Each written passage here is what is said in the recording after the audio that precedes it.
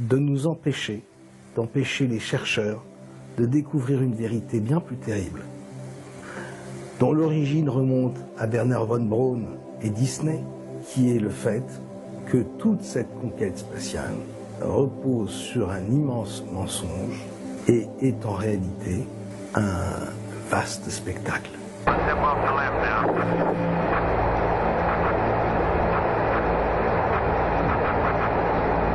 It's one small step for man,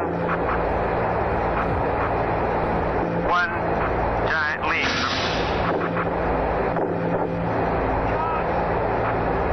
So, I guess you want to do it again. Okay.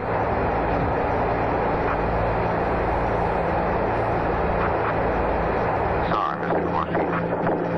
La première chose que les chercheurs ont découvert récemment, cette chose nous avait échappé parce qu'on était trop occupés à regarder les anomalies, les petits détails sur les photos, les petites lumières. La chose qu'il faut bien que vous compreniez maintenant, c'est qu'en réalité, il n'existe aucune photo de la Terre vue de l'espace. Ce que je suis en train de vous dire, ça doit évidemment vous interpeller, vous devez me prendre pour un fou. Mais maintenant, je vais vous demander de regarder attentivement les photos de la Terre sur les sites de la NASA. D'abord, elles sont peu nombreuses. Vous allez voir qu'il y a très peu de photos de la Terre.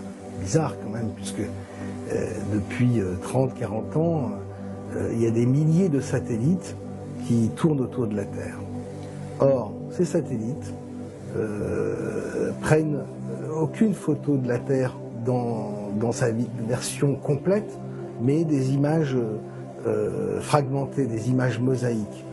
Et si vous observez bien les photos de la Terre complètes, vous allez vous rendre compte qu'en réalité, il ne s'agit que de dessins. Et les représentations de la Terre ont évolué à mesure qu'évoluaient les technologies graphiques.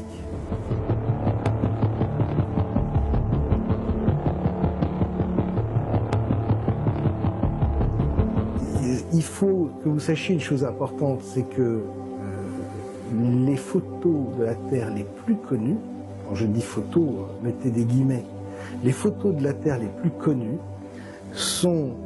datent de 1972, les dernières.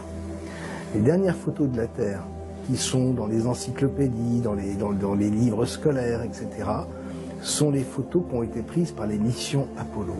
Depuis, il n'y a plus une seule photo de la Terre. Si vous regardez ces photos, qui datent donc des années 70, vous allez vous rendre compte qu'il y a plein de problèmes autour de ces images. En réalité, ce sont bel et bien des dessins. Je vais vous donner un élément, un indice, un élément de preuve de cette supercherie. Vous allez taper dans Google la Terre en rotation sur 24 heures. Vous allez avoir quelques vidéos, il n'y en a pas tant que ça. Mais regardez les vidéos des années 80, 90 de la Terre qui tourne sur elle-même. Il y a plusieurs versions qui proviennent de différentes méthodes. Mais ce qu'il y a de surprenant dans ces images, dans ces vidéos, dans ces images de la Terre qui tournent sur elles-mêmes, c'est que les nuages qui sont au-dessus du globe ne bougent pas. Alors, quand vous vous levez le matin chez vous, que vous levez les yeux au ciel, vous allez voir le soleil, vous allez avoir un beau temps, et puis dans l'après-midi, dans le soir, il peut y avoir un grain, il peut y avoir de la pluie, etc. Ce n'est pas le cas dans ces vidéos de la Terre en rotation. Ensuite, la rareté des photos de la Terre est très suspecte. Comme je vous l'ai dit, il y a des milliers de satellites. Comment se fait-il qu'aucun de ces satellites ne photographie la Terre à toutes les secondes? C'est-à-dire que les photos de la Terre devraient être ce qu'il y a de plus fréquent, de plus visible sur Internet. Ça devrait être les photos les plus visitées, les plus vues.